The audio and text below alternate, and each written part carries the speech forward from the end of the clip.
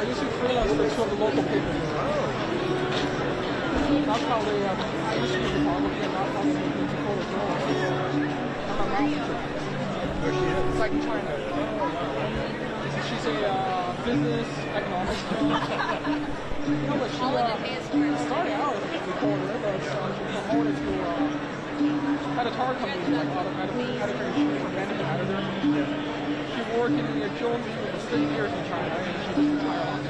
So, the MPPA of the SKP in China even got her like 15 ribbons for the contribution of her 30 years. Is she proud of you? I'm proud of her. Well, of course you are. But is she psyched that you're in general? After she know that I got the international award, CPOY finalist in Slovakia this year. I just got it 2 days ago. Nice. That's cool. College photography. I did. All the way through every word. That feels good.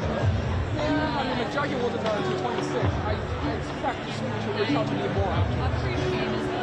I expect the school to try to reach out to me and my other friend by November. Because my other friend from my school got an award of excellence. I got a follow, so I'm one category above.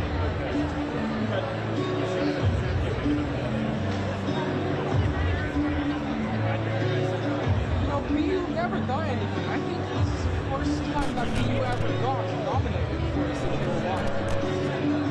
I think we've definitely brought something to this.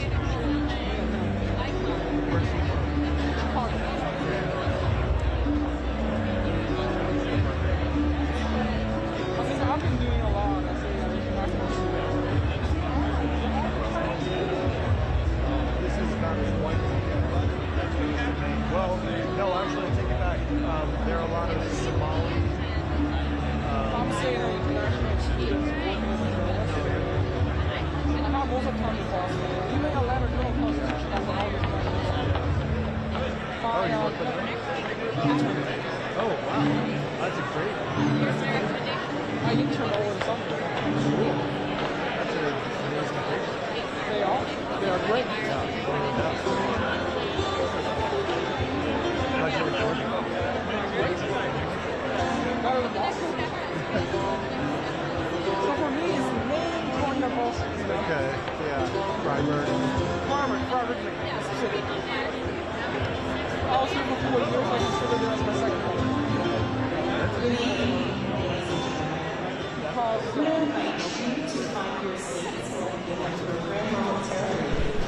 Again, please find your seats. We'll begin the program in about 4 minutes. Thank you.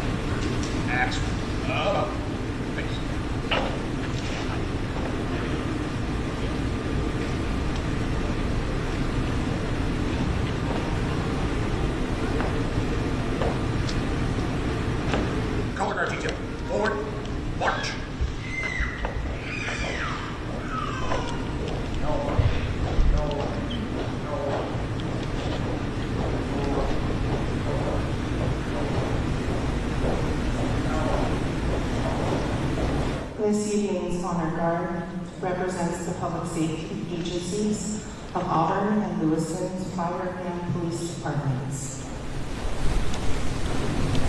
And now, Amazing Grace, performed by the Maine State Police Pipe and Drum Unit.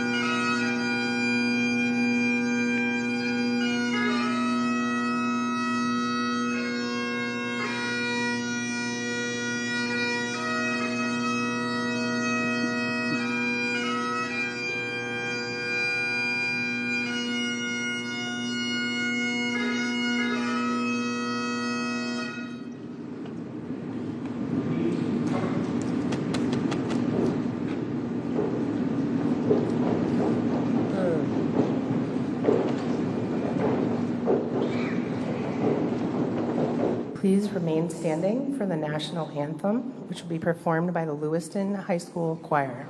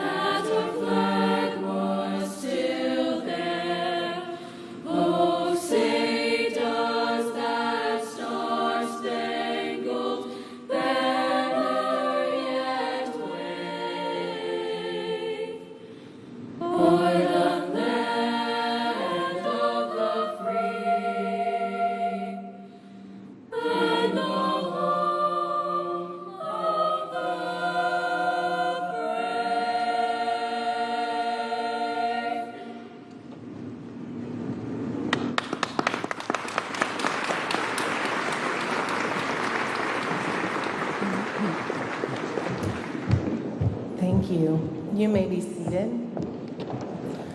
We invite you to turn on your candles and enjoy Save You a Seat by Alex Warren.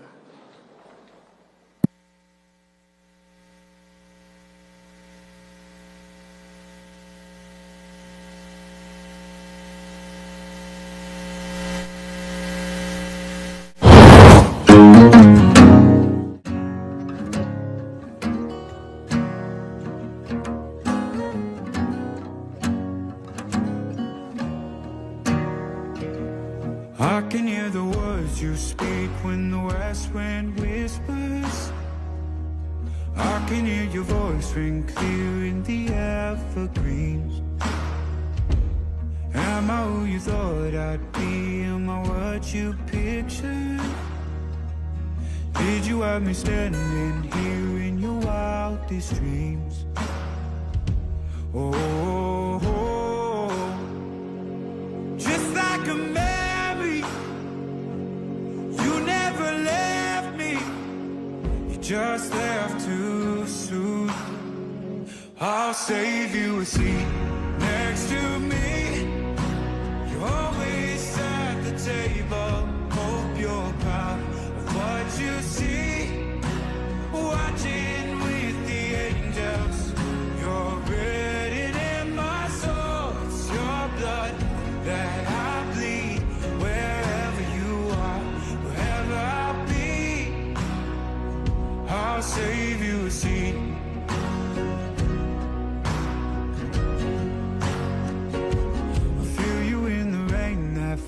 So I still get shivers, running like a family car down on Corporate Day. Did you find Mom up there? Tell me, are you with her? I wonder if the ones who go miss the ones who stay. Oh, just like a memory, you never left me. You just left too soon. I'll save you a seat next to me. You're always at the table. Hope you're proud of what you see. Watching with the angels. You're written in my soul. It's your blood that I bleed. Wherever you are, wherever I'll be, I'll save you a seat. Keep your room like nothing's changed. Drive it low, but it's not the same. Not damn near broke when I heard your name. You had to go, you couldn't stay. So I'll save you a seat next to me. You're always at the table. Hope you're proud of what you see. Watching with the angels.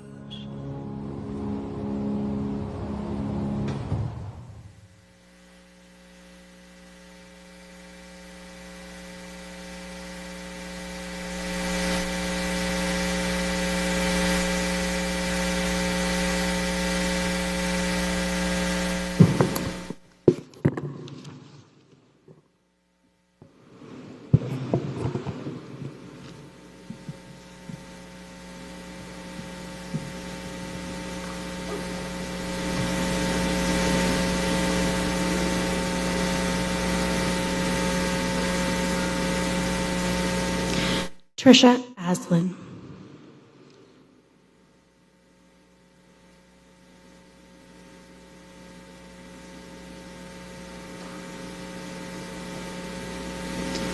Billy Brackett.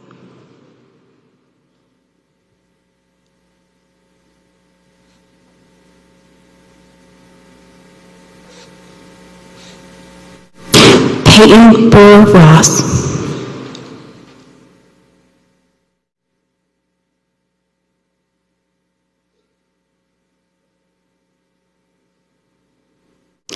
Thomas Conrad.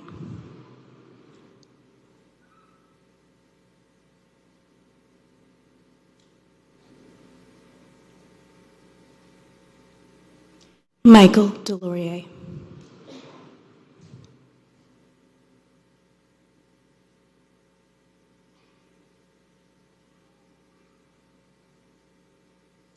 Max Hathaway.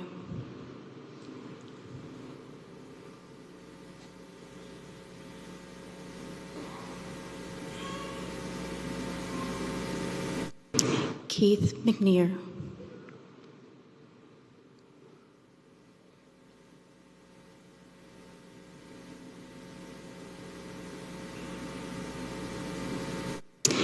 Brian McFarland.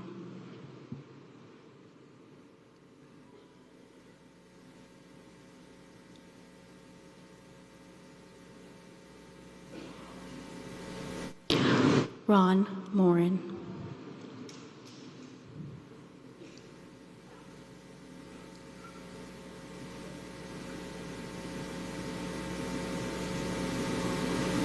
Joshua Seal.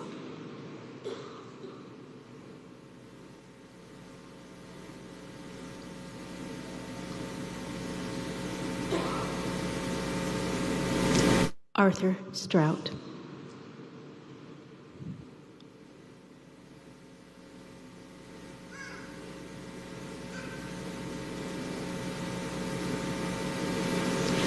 Bob and Lucy Violet.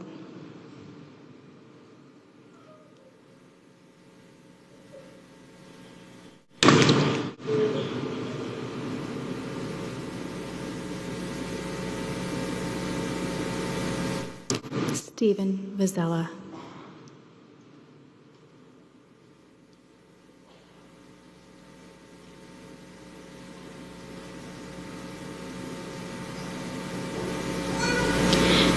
Jason Walker.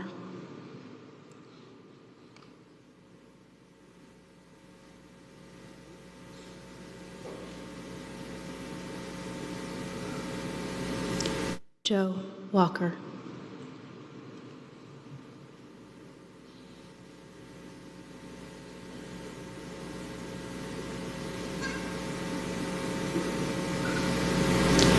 Aaron and William Young.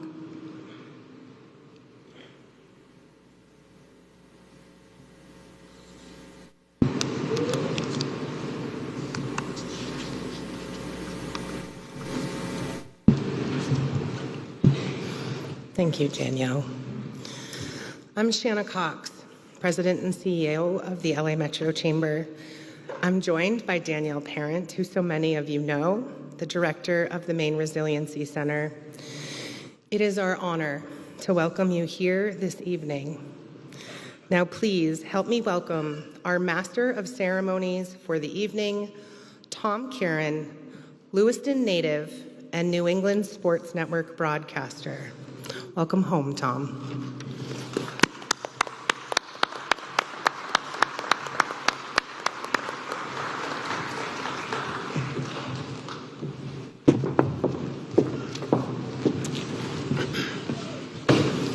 Thank you. Good evening.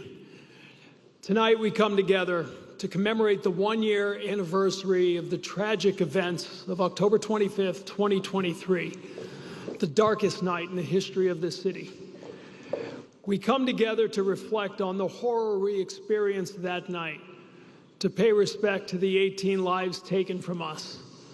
We honor their spirit, their legacy, and remember the impact they had and continue to have on our lives today.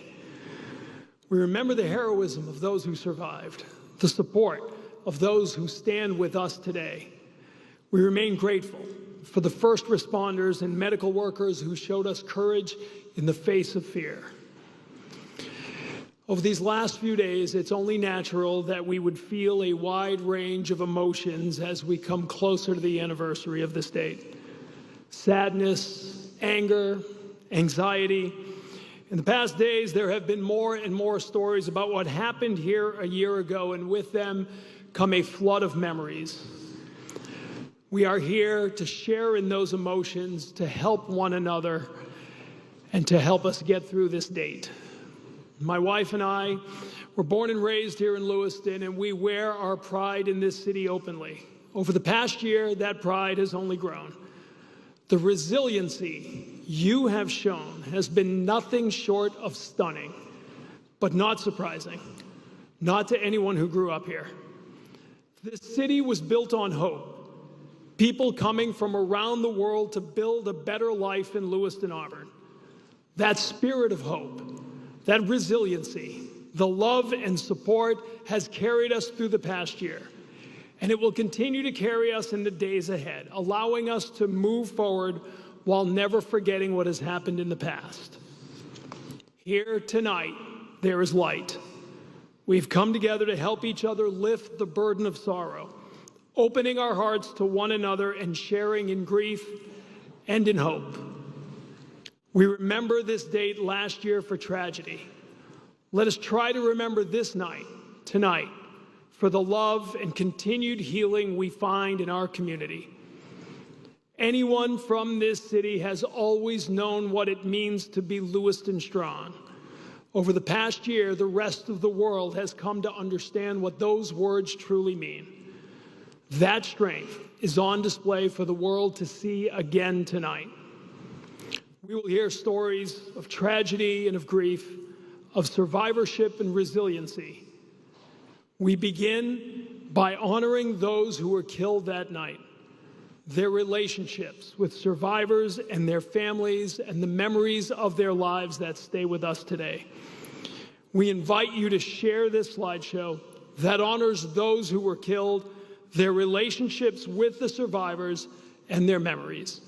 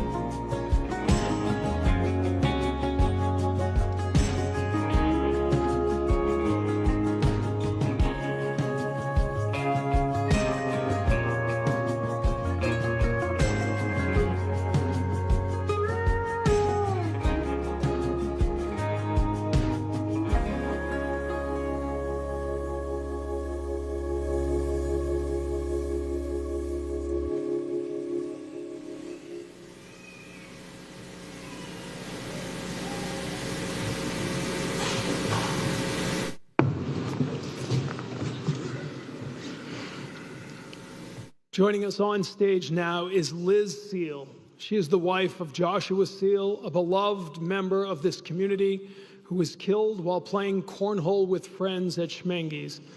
Joshua was a friend to many impacted by this tragedy and to many here tonight. He was the father of 4 beautiful children. Please welcome Liz Seal.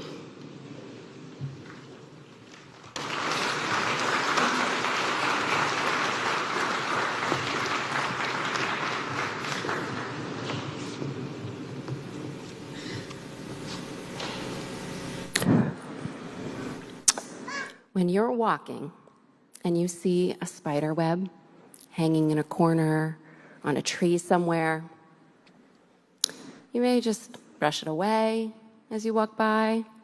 You may simply ignore it. But if you look closely, you'll see that these spider webs are made of single strands of silk. These strands are thin, almost invisible, and incredibly strong. Now, think about the people in our community. We may not realize it yet, but we are all connected somehow.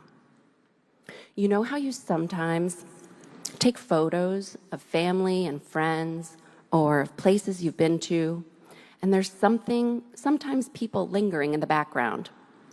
Most of the time, they're strangers, people you don't know, but sometimes there's a connection there that you don't realize until later. This is more likely to happen in our community. At the time of this tragedy, I only knew 4 of the victims because of our small, or so I thought, because of our small, close-knit deaf community. As I came to get to know the families a bit better, I realized that I knew some of the other victims because we had some mutual friends or we interacted with each other in the community at some point. These interactions may be so small, but there's still a connection there, an invisible strand, if you will. It's true when they say that Maine is one big, small town. In this group of 18 victims, there was someone who umpired my softball game, someone who served food at my daughter's birthday party, someone whose kids attended the same school as my kids, someone who went to my friend's children's school, someone who hosted fundraising events for our community that I attended, someone whose niece is friends with my daughter, and I could go on and on. Without thinking about it, we interact with people in our community, and these connections are made, leaving an invisible strand, one that isn't seen until we realize it. We are all interconnected. And these connections, just like a spider web, are beautiful. I wish it didn't take a tragedy for me to discover these connections. But I'm glad to have met and gotten to know all of the families of the victims, the survivors, the first responders, and those who have supported us in many ways since then. These connections have formed a spider web of a beautiful community that will forever be Lewiston strong, and I am proud to be a part of it. I love you all.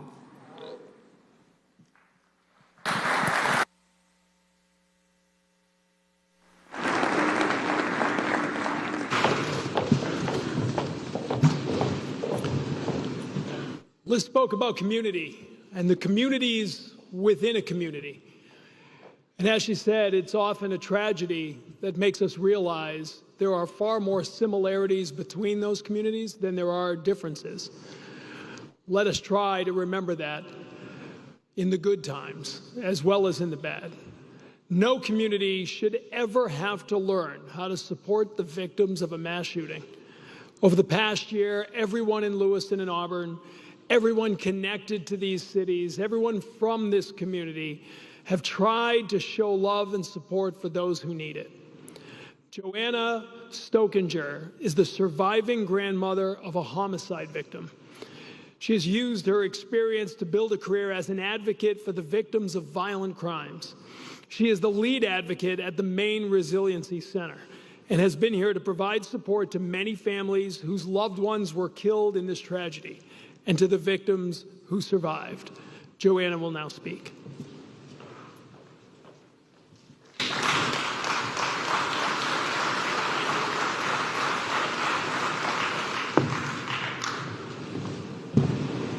Good evening, everyone. I'd like to welcome those that survived the terror and chaos that was October 25th, 2023. Welcome to surviving family members and loved ones of those that didn't make it home that night. Welcome friends, first responders, support partners, advocates, and community members as we gather here today and remember with love and reverence the events that changed our lives and brought us here tonight 1 year later. It's been 1 year since a thread was ripped from the fabric of our lives. It's been 1 year since the families of the 18 people killed that night will never get to hug, talk to, or spend time with their loved ones. It's been 1 year since the injured were taken to hospitals. It's been 1 year since those present at Just in Time and Shemengi's escaped and made it home. It's been 1 year since our community was full of fear and disbelief that this could happen here. It's been 1 year since law enforcement, first responders, community leaders, and victim advocates flooded Lewiston to assist those that were impacted. In the tapestry of our community, every thread plays a vital role. Each and every one of you here tonight and everyone viewing the live stream are a thread in our tapestry. We may be frayed. Some of us are torn and hanging on. Some of us have had to be stronger thread to hold others together. Some of us were almost ripped out and have had to recuperate and recover. This beautiful tapestry of our community will not unravel and float away. We will still be a beautiful sight. We just might look and feel a little different, and that's okay. How do I know that we won't totally unravel, that we won't succumb to the trauma and pain that was thrust upon us a year ago? I know because I have had 364 days of seeing people heal, of watching survivors serving others, of witnessing friendships form and chosen family built. I know because I have seen several scholarships created in the names of those killed that night. I know because I have seen people come to the Maine Resiliency Center seeking connection over and over. I know because I've watched people that were present at one location that night attend events to support survivors of the other location time and time again. I know because I've witnessed people that would never interact with one another 366 days ago who now lean on and support each other without fail. I know because I've watched children bowl and laugh again. I know because I've watched people go back to the place that changed their world a year ago. I know because I've seen families welcome new babies within a year since someone that would love that baby that is no longer here. I know because I've watched people reach out for help, even though that it is a hard and scary thing to do. I know because I stood next to a survivor recently who walked away from Shemengi's with injuries. We were standing in line at the Maine Strong Foundation softball tournament, waiting for raffle tickets. This person handed over a stack of bills and instructed the ladies manning the ticket table to give 20 tickets to each kid that walked in the door. This person would not give their name and then quietly walked away. The man standing behind him did the same thing. These are all examples that show us that our threads can be strengthened and new threads can be added to the tapestry that it is our community, making it even stronger. At the risk of repeating myself, and those of you who know me have heard me say this before, please remember, as impacted individuals, you can strengthen your thread by recognizing the following. It's not your job to train the people in your life how to handle your trauma. It's okay to express what you need and how people can help you, and it is absolutely okay to set boundaries. Give yourself grace. It's okay to have all the feelings, and it's okay to not be okay. It's also okay to laugh and smile again. Move forward at your own pace. There is no roadmap for healing and grief that fits everyone. Woven into this tapestry is sadness, grief, anger, hurt, despair, and fear. But I also know that hope, resiliency, promise, possibility, love, warmth, support, friendship, happiness, healing, and strength are also foundational threads that are intertwined in this beautiful fabric. I'd like to leave you with a quote I came across recently by William C. Hannon. I know this transformation is painful, but you're not falling apart. You're just falling into something different with a new capacity to be beautiful. Thank you so much, and I'm so proud of you.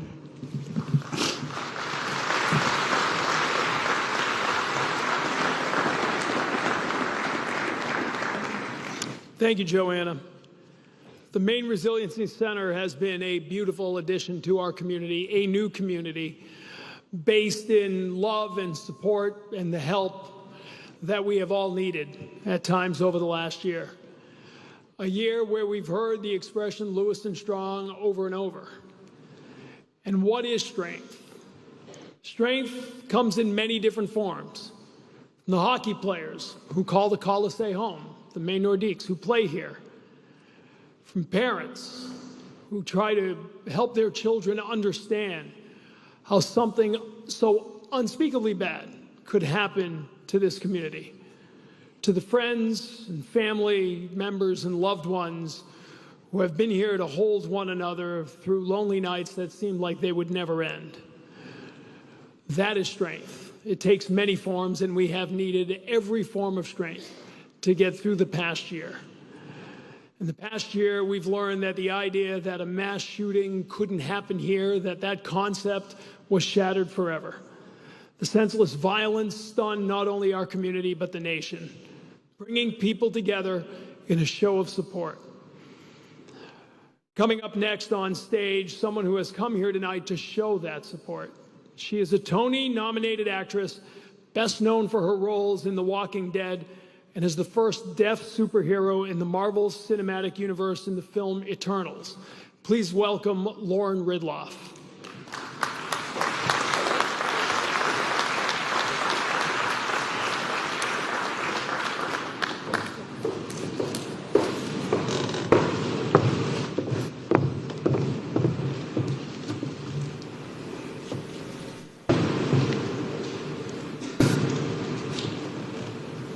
I have to be honest with all of you today. When I first received the email inviting me to this event as one of the speakers for this evening, my first thought was not just, of course, why me? Why ask me? So I took a long walk. I thought long and hard. Why should I come to this event and speak to a group of people who experienced such a devastating loss? Why ask me?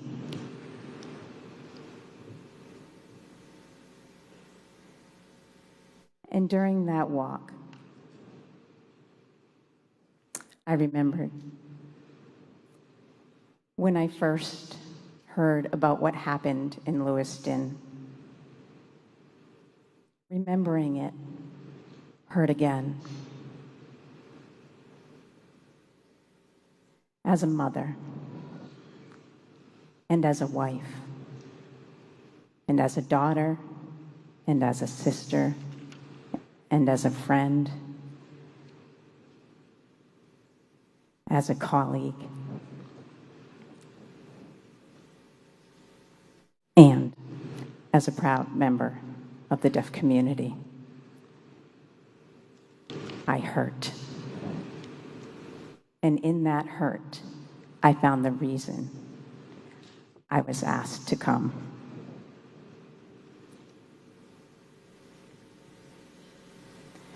I experienced the shock of gun violence just a few months ago while in Italy attending a festival for the deaf.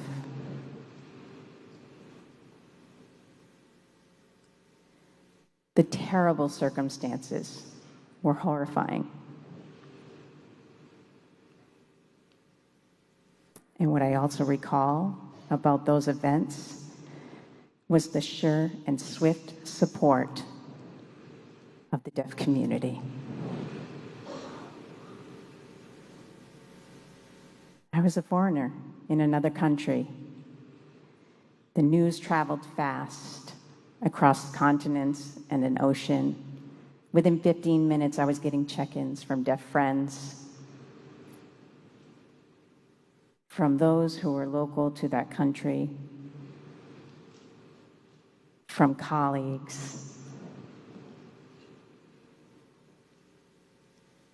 and even the teenage children of my friends. They all checked in to see if I was okay.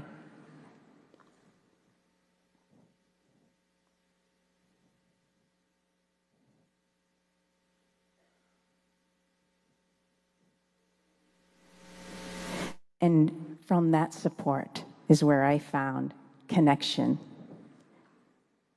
The connection with all of you here today. I stand here as a member of the deaf community.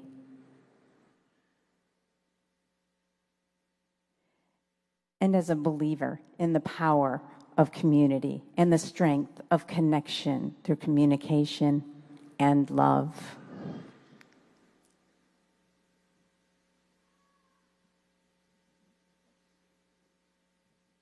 I look to you, the Lewiston community, for those of you who are here this evening who experienced such a devastating loss. You experienced loss and love, and those are the two reasons we are all here today. These two emotions are deeply connected. This community is gathering in grief and also in love. And those emotions shape how we move through life day by day.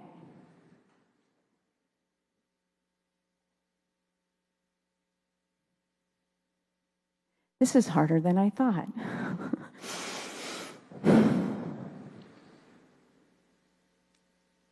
It's still very raw. What I see is the strength of community. Joanna and Liz both spoke about interconnectedness and tapestry and how we are all part of this beautiful tapestry, and this is our strength. On October 25th, we lost all of these members of our community, people we love, people who meant a great deal to us.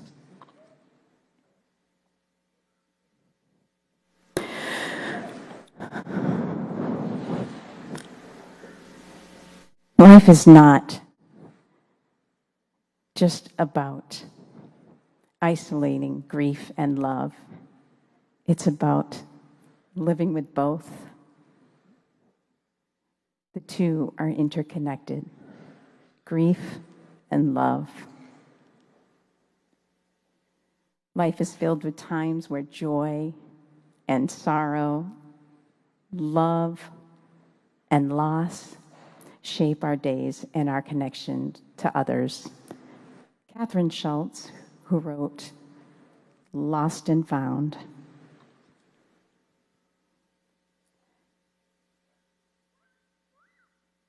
She calls these in-between moments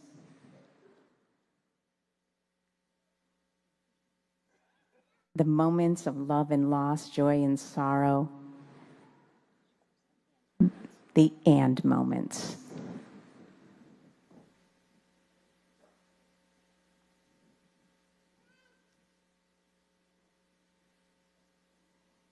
So she talks about the two opposing ideas.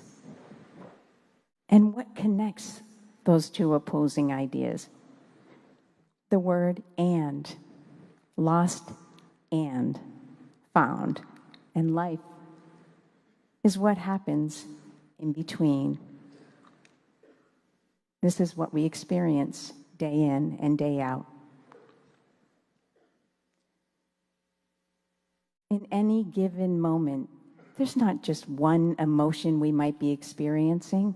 It's the that and, the this and.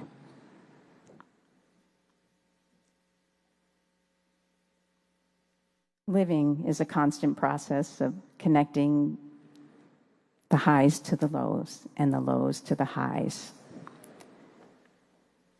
October 25th happened, and then October 26th came. And think about October 24th, the day before. All the other days bring meaning to October 25th.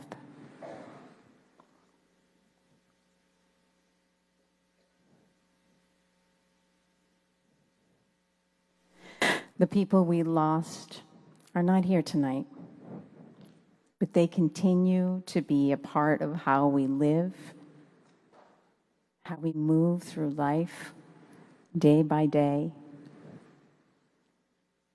and how we remember.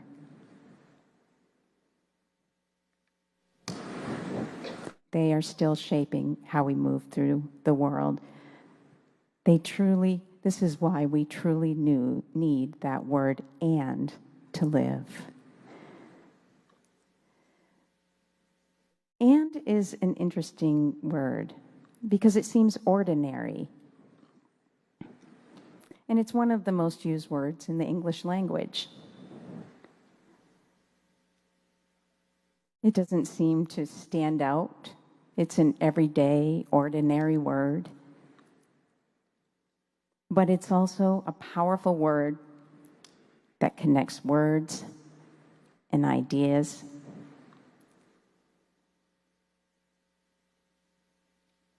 And people.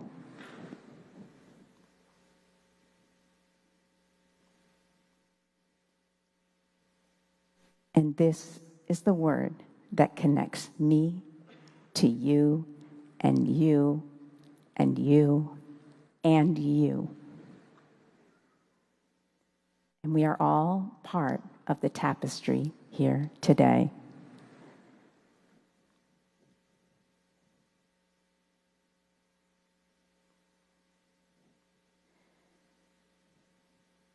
This community lost something, and this community found resilience and strength. And we need each other. I want to show you the sign. I don't typically rely on articles as much when I write or speak English. I still find a lot of power in the sign that represents A-N-D. For me, when I see other people use that sign, and, it looks as if they're reaching out and holding on to something, moving it along, making a moving connection. When I sign it, to me, it looks as if I'm reaching out and holding on to something moving it along with me in making the connection, the and. Today, we gather to mourn those lost a year ago, and we gather to celebrate their lives and the community that they helped build. Our strength lies in our ability to mourn and to love, to grieve, and to heal. In the and moments of life, we find resilience together. You and you and you and you and you and you. Let's carry each other and keep going together. Lewiston strong. Thank you.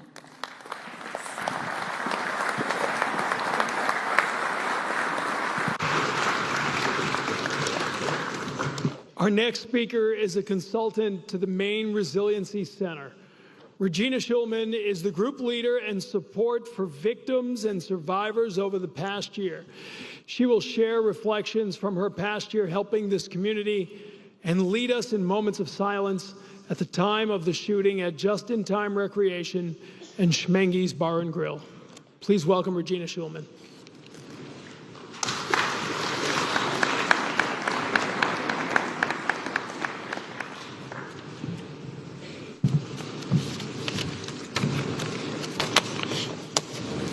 Good evening.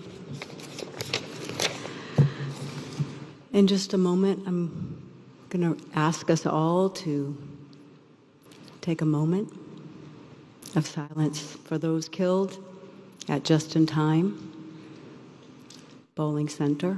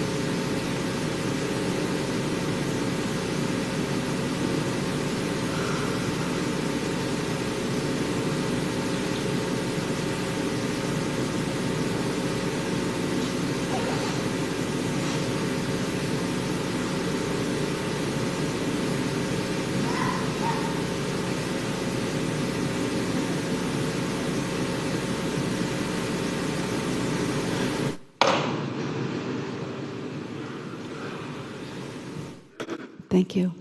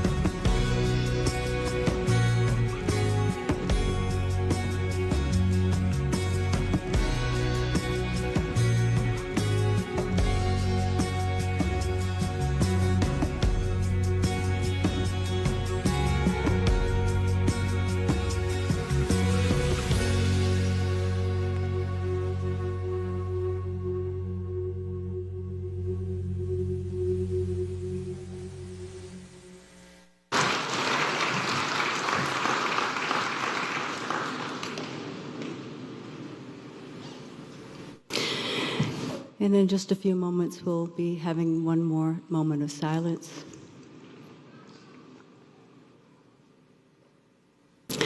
for those killed at Schmenges.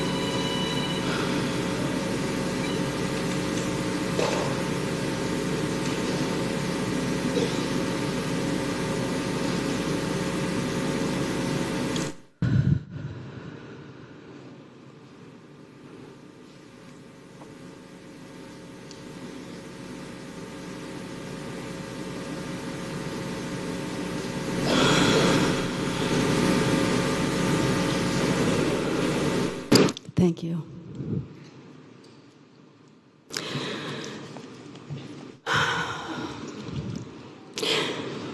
The unimaginable tragedy happened in the fall of 2023. And now, as we once again enter into the fall 1 year later, the daylight is getting shorter, and at random times, vivid memories of the tragedy are surfacing. Yet along with the seasons comes the process of healing. For a moment, I would like to take you back and share about the first several months of the MRC community support groups. There was an instant recognition that people were feeling isolated and deeply wounded.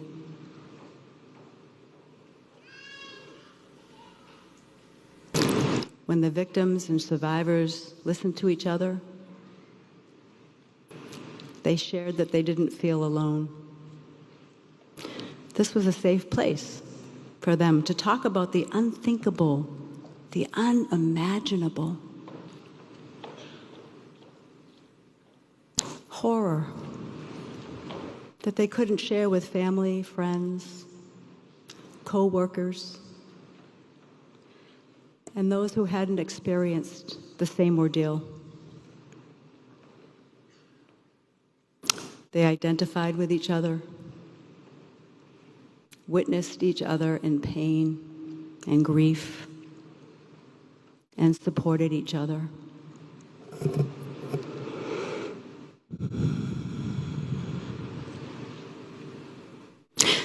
Toward the end of the first 6 months, our community learned that the healing process is not linear, and a new normal was emerging. The conversations shifted from intense recollections of the tragic shooting toward hope understanding that the healing is never a straight line, right? It loops. It goes like this sometimes. It goes up and down.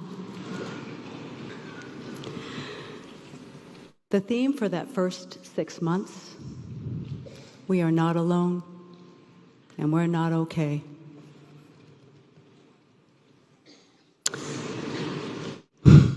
We talk a lot about vicarious trauma and PTSD and the field of trauma recovery. We don't seem to talk as much about vicarious resilience, vicarious healing, and post-traumatic growth.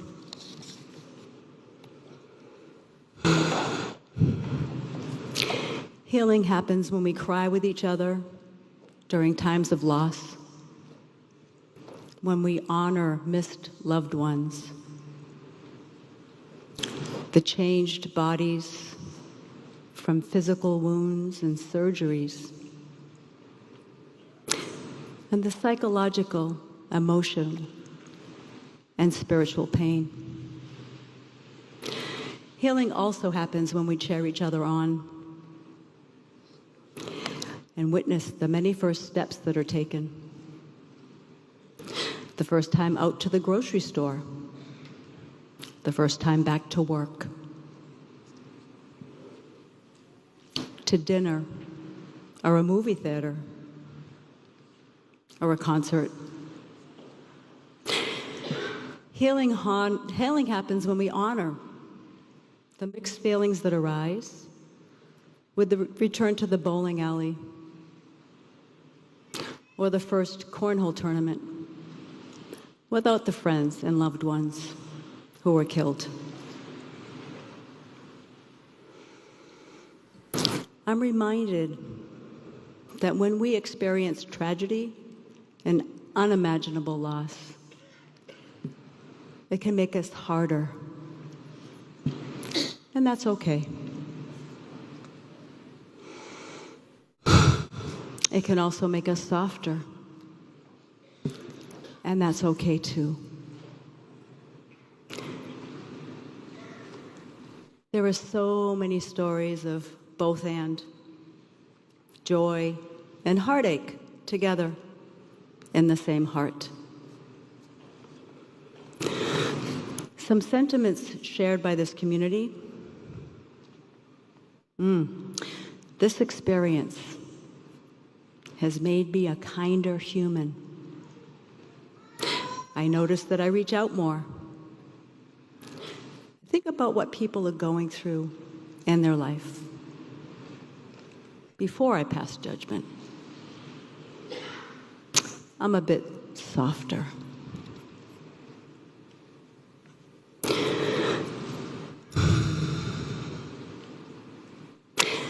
An individual shared the conflicting feelings upon the discovery of being pregnant 5 days after the shooting, whose husband survived. Asking the question, why do I get to start a family when 18 other families are burying their loved ones? The baby was born this summer and is there light in the dark, good in the bad, hope in the middle of tragedy. Another stated, we continue to grieve those we lost, but we also celebrate life and are thankful every day for those we love.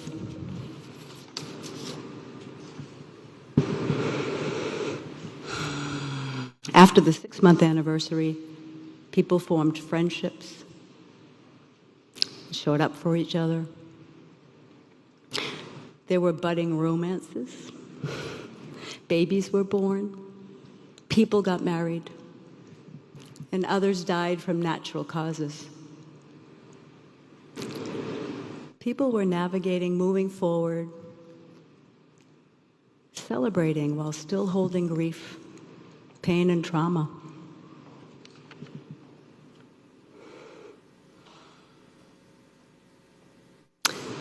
as fall approached. The topic of back to school for the kids, different schedules, new teachers, after-school activities including bowling, new challenges approaching this one-year anniversary. Speaking of kids, recently I was in awe as I witnessed kids ages 9 to 17 years old talk about the biological underpinnings of the stress and relaxation response. They explained how skipping rope, shaking and dancing, breathing, are ways in which they can change the way their brain's behaving when they feel stressed, struggling with schoolwork, or having a bad memory about what happened at the bowling alley.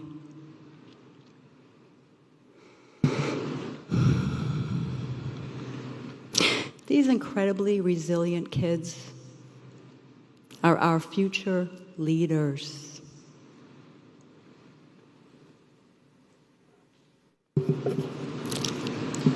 This month has been challenging. A week ago, there was clearly a significant level of upset and pain arising at the beginning of the adult support group. And a number of us offered to help cut out blue hearts in a meditative practice. Some have been placed on the chairs, the back of your chairs actually. The color blue is for Lewiston, and the hearts serve as a reminder that those killed are not forgotten.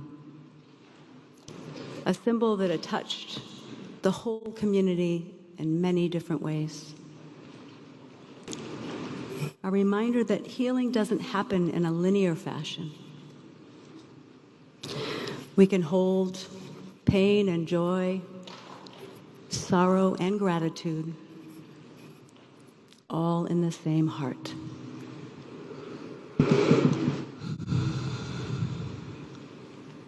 The theme for the second 6 months: we will rise above, and together we are stronger. A quote from two dear friends summarizes this theme. We do hard stuff. We acknowledge that yes, it's hard, and we are stronger than whatever the challenge is that we're facing.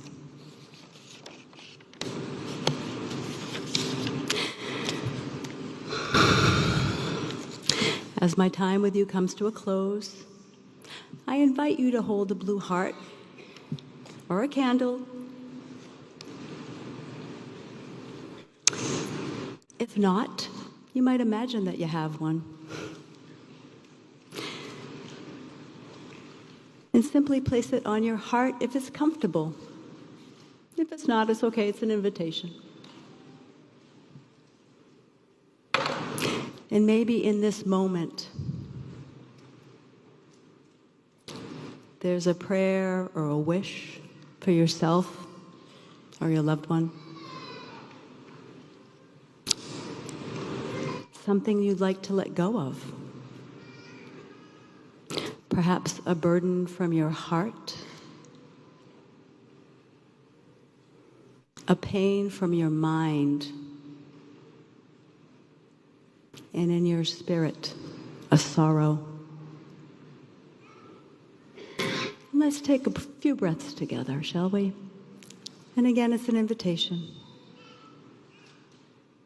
if it's comfortable.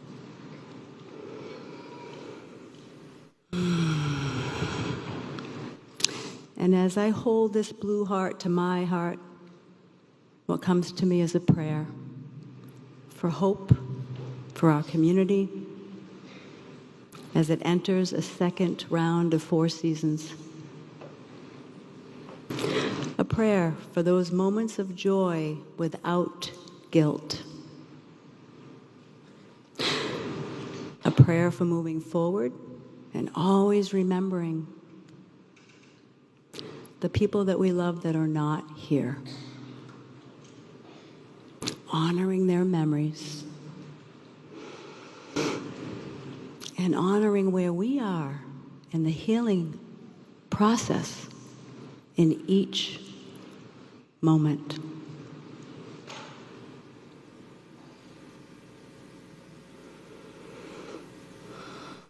Thank you all for coming to support each other and honor those who are not here. Thank you for inviting me to speak. I am deeply honored. And a final thank you to our American Sign Language interpreters for helping us to communicate.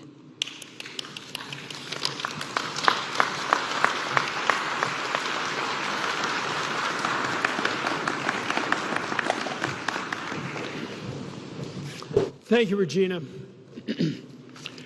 Resilience is defined as toughness, the capacity to withstand or to recover quickly from difficulties.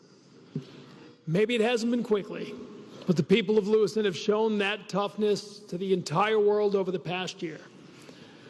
Tommy Minch is a deaf advocate and program director of Disability Rights Maine and the Maine Resiliency Center.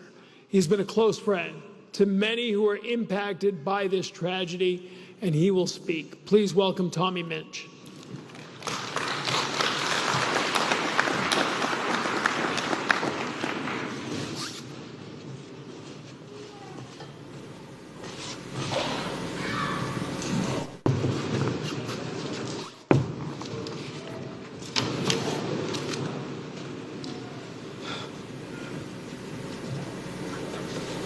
It's a remarkable testament to the human spirit that can, even in the face of tragedy, people can find positivity and hope. The aftermath of a devastating event can be a time of immense sorrow, fear, and uncertainty. However, it is also a time when communities come together, offer support, and demonstrate incredible resilience. Here are some ways people often find positivity and hope after a tragedy.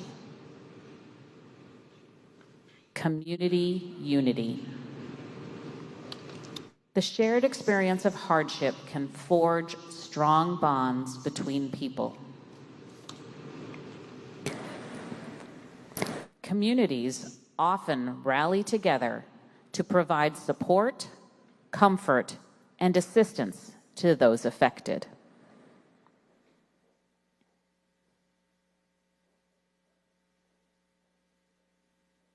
Acts of kindness. Witnessing acts of kindness and compassion can be incredibly inspiring. Seeing people come together to help others can restore faith in humanity.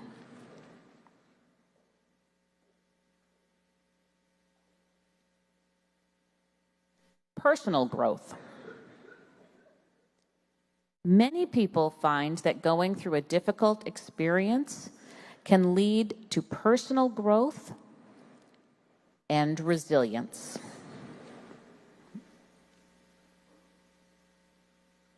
Overcoming challenges can strengthen one's character and outlook on life. Finding purpose. Some people find meaning and purpose in helping others or working towards a cause related to the tragedy. This can provide a sense of direction and hope for the future.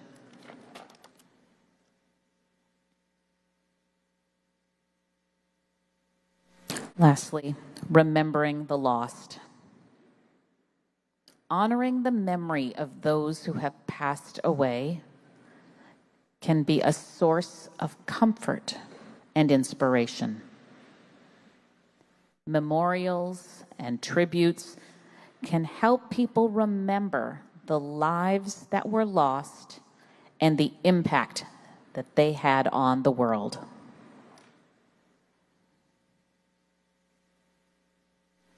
One year ago, we faced a profound loss that forever changed our community. While the pain may still linger, we have also witnessed, as you see here even tonight, the incredible strength and resilience of our people. Together, we come together to support one another.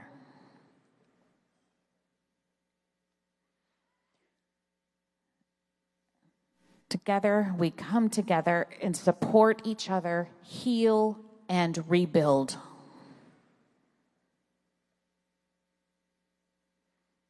Let us continue to honor the memory of those we lost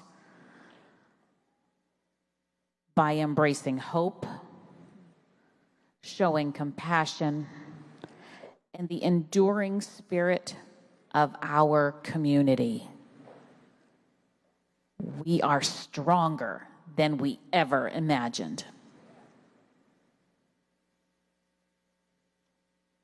Thank you.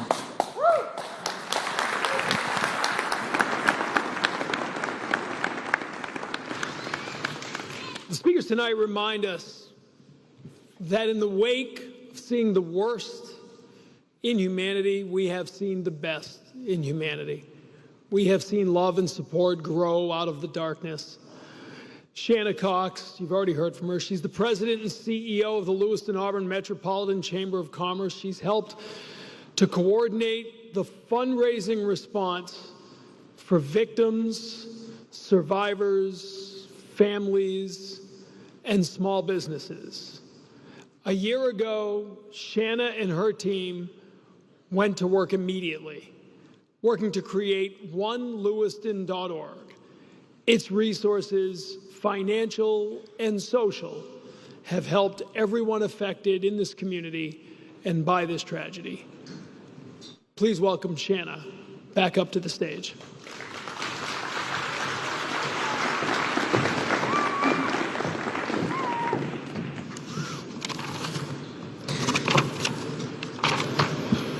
Thank you, Tom. Thank you, Tommy. Your comments about resilience, I appreciate. Today has been, and this day will always be, about remembrance, but it is also about resilience.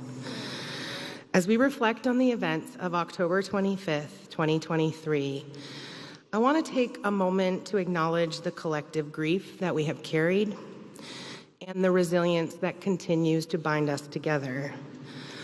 Tonight, we stand not alone, but as a community that has faced unimaginable loss and continues to heal together. I'd like to ask that as I call upon groups in our community, that you stand and be recognized for the part you have played in our shared journey. Please remain standing as we recognize each other one by one. If you lost a loved one on October 25th, either at Just in Time Recreation or Schmenge's Bar and Grill, please stand and be recognized.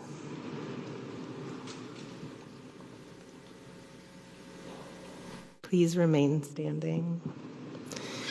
If you were present at either location that night and you witnessed those moments firsthand, I ask you now to stand and be recognized.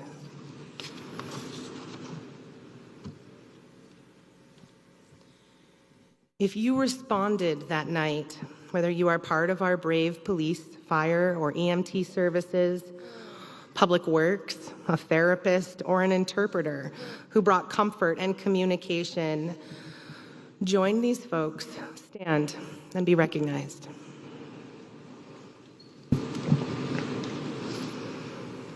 If you cared for those affected, as a healthcare professional, a victim's advocate, a funeral service provider, I ask that you stand, join us, and be recognized. If you are part of the bowling, cornhole, pool, or darts communities that were forever changed that night, join us, stand, and be recognized. If you searched for a loved one that night, if you've sheltered in place, whether at a business, a public gathering spot, or in your own home, stand and join us and be recognized. And finally, if you prayed for, consoled, or shared moments with anyone who is standing now, I invite you to stand, join us, and be recognized.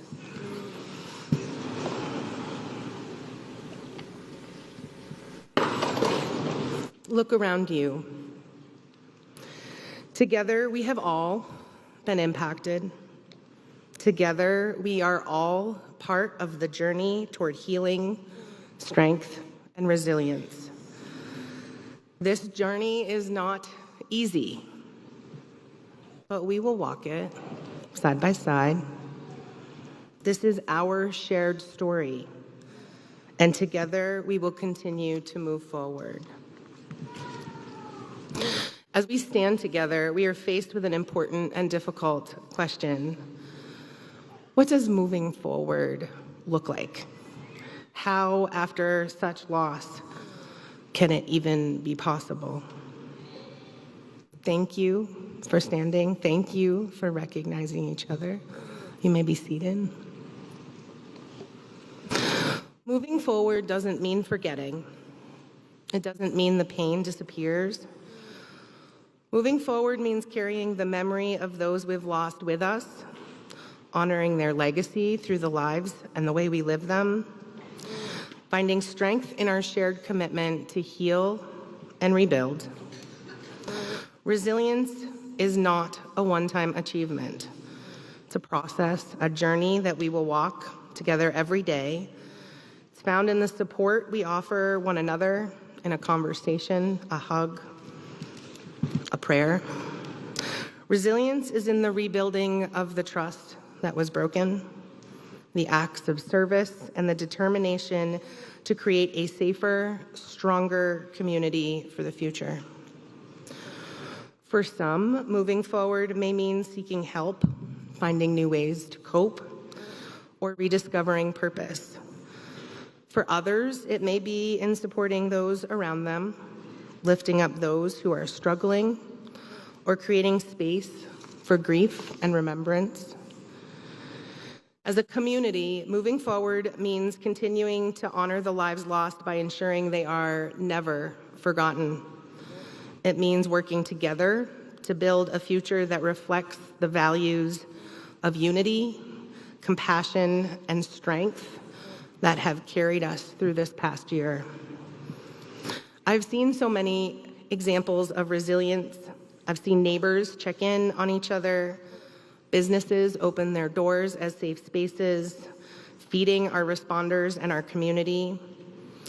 Strangers become friends as they've come together in their times of need, and those most deeply impacted forge new bonds in understanding and solidarity. From the simple acts of sharing a meal to the profound courage of those who have shared their stories here tonight, we have supported one another in ways large and small. This is how I know we are resilient and that together we will heal.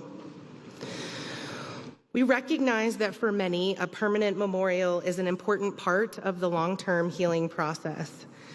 It is not just about creating a place of remembrance, but about the process of planning it together. There will be a memorial, and it will not be for a few, but for all of us, and we understand how crucial it is to engage those most impacted. Your voices, your experiences, your memories, these are what will shape the memorial. And the journey to create it is as important as the memorial itself. We invite each and every one of you, whether you are here tonight, watching from home or live streaming, to join us in this process. You can visit onelewiston.org or use the QR code on your program. You can scan it today. You can take it home and scan it in the days to come when you are ready.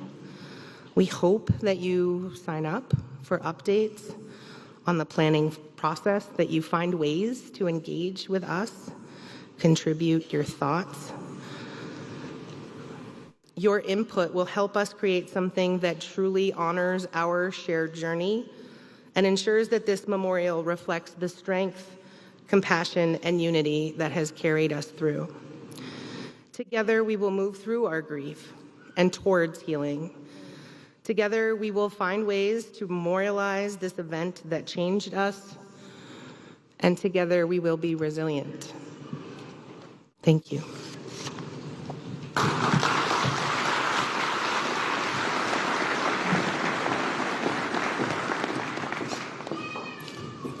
On October 29th last year, many of us gathered at St. Peter and St. Paul for a vigil that in many ways began the process of healing. That night, Reverend Sarah Gillespie was such an inspirational part of the vigil.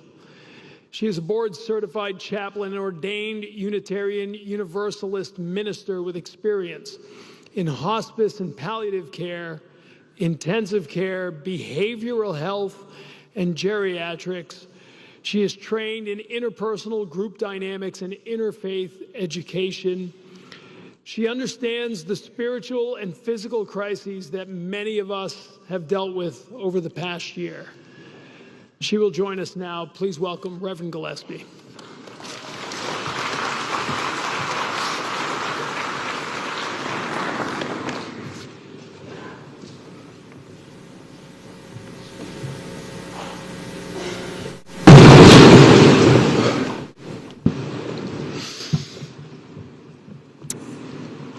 To the family members, survivors, first responders, dispatchers, business owners, community members, friends, advocates, interpreters, neighbors, thank you for showing up, for being here, for not losing hope in one another. I want to begin by sharing words from the poet and author Jan Richardson entitled "Blessing for the Brokenhearted." She begins with a quote, "There is no remedy for love but to love more," from Henry David Thoreau. Let us agree for now that we will not say the breaking makes us stronger, or that it is better to have this pain than to have done without this love. Let us promise we will not tell ourselves time will heal the wound when every day our waking opens it anew. Perhaps for now it can be enough to simply marvel at the mystery of how a heart so broken can go on beating, as if it were made for precisely this, as if it knows the only cure for love is more of it, as if it sees the heart's sole remedy for breaking is to love still, as if it trusts that its own persistent pulse is the rhythm of a blessing we cannot begin to fathom, but will save us nonetheless. Everyone here can agree on the brokenness we encountered a year ago tonight, and that which we have met again and again in the year that has followed. Things are not okay, as many have shared, and we don't have to pretend to be anywhere other than where we are or feel any other way than how we feel. And yet, despite of or because of that brokenness, we come together tonight carrying our grief alongside our strength and hope. For many of us, that grief is still a deep wound, not yet beginning to heal. It is tender to the touch and easily bruised, something we want to cover up and hide away. For others of us, our grief is a burning gash, noticeable at every turn, unable to be ignored. And then others, the grief is a fragile scar, beginning to stitch itself back together with new pink skin. And for many, our grief has taken a back seat at times to other pieces of our lives that this violent act could not pause. No matter where you are in that grief journey, what you feel is valid and worth sharing with those around you.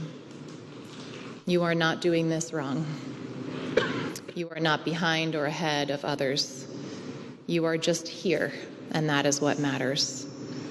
There are no instructions for this, except that we be gentle with one another and with ourselves. And while the brokenness did bring us here tonight, that is not what we will leave with. We are not here tonight to talk only about the breaking. We are here to remember, to honor, to begin to piece our precious lives back together in a different way than they used to be. And as many have mentioned, this requires the strength that we talk about with Lewiston Strong, a motto I see on many different shirts and lawns and hats here tonight in my own closet. And we've been talking about what does that phrase really mean to us. The opening lines of the blessing say, "Let us agree for now that we will not say the breaking makes us stronger." And this refers to that typical picture of strength, like Tom said, the hockey player, the strength you can see on the outside with visible muscles or dominating size. But that's not necessarily the strength we're talking about. But what does being strong look like when 18 unique, beautiful human beings were taken from us in a matter of minutes, when many more were injured and even more left with trauma and emotional wounds? I believe that the strong we're talking about when we say Lewiston Strong is a quiet strength, a fragile strength, a strength that refuses to be fueled by hatred, but instead insists on love and community and compassion. For some, our strength comes from our families, our friends, our neighbors. For many tonight, it's the softball team, the cornhole friends, or the bowling leagues. For others, it comes from what we consider holy, whether we call it God or the universe, great mystery, love. For many, it comes from our natural world, this beautiful place we call home, this earth that continues to remind us all of the creation and destruction that is possible in the world, and yet none of it permanent. And it's from that strength that we find our hope, not my hope or your hope, but shared hope that we grow together and sometimes have to borrow from one another. The hope that today will be better than yesterday and that the next year may be better than this one. Time may not heal us, but it will show us how our grief can be carried differently as we continue to put one foot in front of another, one day at a time. Looking out at this gathering tonight, I feel the heavy grief. I sense our tender inner strength and acknowledge the precious hope that we have nurtured here simply by showing up and meeting this day.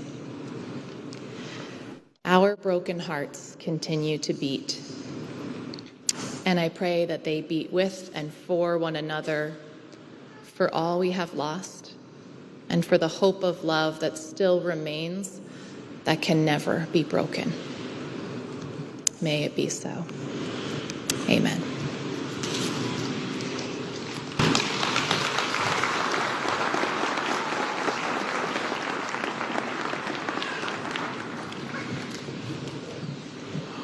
Before we wrap things up tonight, I wanted to share some news. Across the way, Lewiston High School is leading Brunswick 14-0 in the second quarter of the football game. Go Blue Devils. Sorry, it's what I do for a living. Old habits die hard. Thinking about being here tonight, I couldn't help but think that this is a community of bridges. Auto and pedestrian bridges spanning the Androscoggin, connecting Lewiston and Auburn. That word again, and. It's also a place where we bridge cultures. From the French-Canadian families who came here to find jobs a century ago, to the refugees who have come here from around the world more recently to seek safer and happier lives. At our best, we have come together as a community to support one another. And tonight is a reminder that together we are stronger. Together we are one Lewiston. The beauty of bridges is that they lead somewhere. We cross them on our way to a destination. We hope tonight was an uplifting part of your journey. More than 1,000 candles here tonight, reminding us that there is light even in the darkest of times. Thank you, Lewiston, for teaching me the meaning of resiliency, for reminding me to always be compassionate, to showing me that this arena actually doesn't smell like French fries all the time. But mostly, thank you, Lewiston, for being my hometown and for reminding me and the rest of the world what it means to be Lewiston strong. Please welcome back to the stage to wrap up the night, Shanna Cox and Danielle Parent.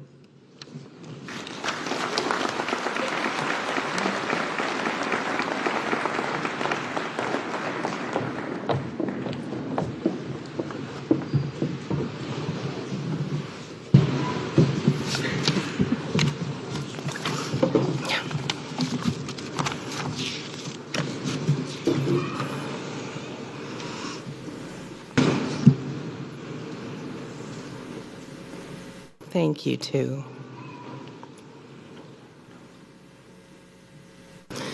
Thank you, Tom, not just for the score update, for being here tonight and being an incredible host for us. We appreciate it. There are many thank yous and offers of gratitude that we would like to share to so very many people who made tonight possible. We'd like to thank those who helped plan tonight, the One Lewiston Resiliency Fund Committee and its event committee members. Our sincere thanks as well to our partners who helped ensure inclusive access in the Colisée and to those viewing at home. Thank you, HPA Productions, WGME, The Sun Journal, and so many more. We want to recognize the care and kindness that contributed to the thoughtful displays, memories, and touches that helped create tonight's experience. Our deep thanks as well to those who donated items key to the comfort of our guests and our volunteers. Tonight's experience would not have been possible without the dozens, hundreds of volunteers and care teams who were here throughout the day and will be here after the event concludes. We also want to recognize and thank the Lewiston High School Choir, as well as our Honor Guard, the Maine State Police Pipe and Drum Band, and all of the first responders who assisted in planning and who responded a year ago. We would also like to express our deep gratitude to the survivors, the victims and the victims' families who engaged in planning and those who spoke tonight.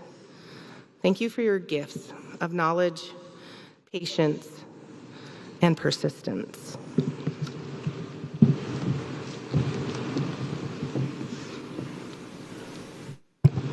Thank you, Shanna. I would like to also express gratitude to you and the Chamber of Commerce for stepping into this work a year ago in support of those impacted and by this tragedy and by leading the efforts in planning this beautiful commemorative event. As we end our program this evening, I want to thank each of you in this room, watching live or elsewhere. I want to thank you for showing up today and every day this past year for yourselves, for each other, and for this community. For many of us, there will ever be a before and after October 25th, 2023. The ripples of impact are vast. Healing isn't a linear process. It's often messy and complex. In the coming days and years, it's my hope that you will continue to show up for yourselves and for one another, that you will give yourself grace, and remember, it is okay to not be okay.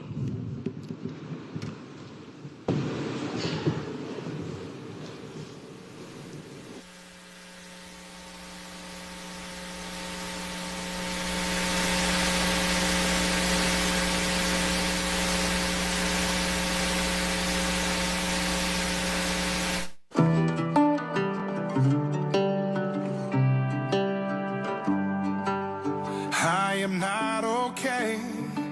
I'm barely getting by. I'm losing track of days, losing sleep at night. I am not okay.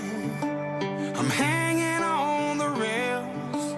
So if I say I'm fine, just know I learned to hide it well.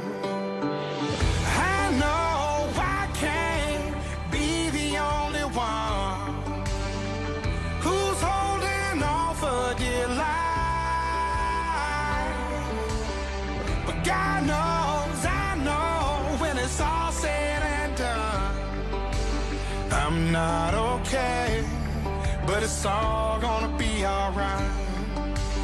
It's not okay, but we're all gonna be alright.